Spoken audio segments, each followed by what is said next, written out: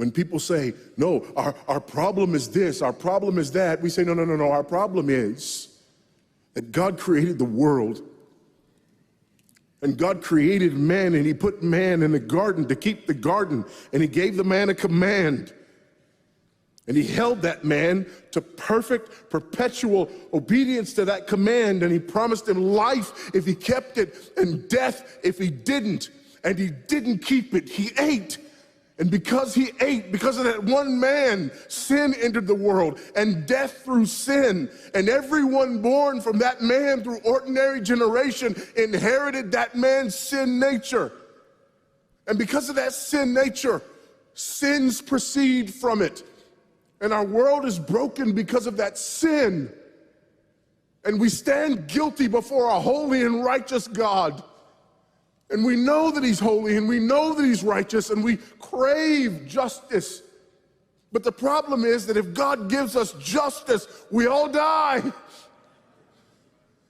And so that God, in his goodness and in his mercy, sent forth his son, who was not born of ordinary generation, but was born of a virgin. Yes, the virgin birth matters. Why? Because if he's born of ordinary generation, he's born in sin. But because he's not born of ordinary generation, he's not born in sin. He's clean of sin. His record is clean. And he keeps his record clean. And he obeys God's law. And because he's fully God and fully man, he obeys the law of God on our behalf in his active obedience. And then in his passive obedience, God made him who knew no sin to be sin for us. All we like sheep had gone astray. Each of us had turned to his own way, but God laid upon him the iniquity of us all. And Christ died for sin once for all, the just for the unjust. And God imputes our sinfulness to him. And he nails our sinfulness to the tree. And Christ dies and raises again on the third day for our justification.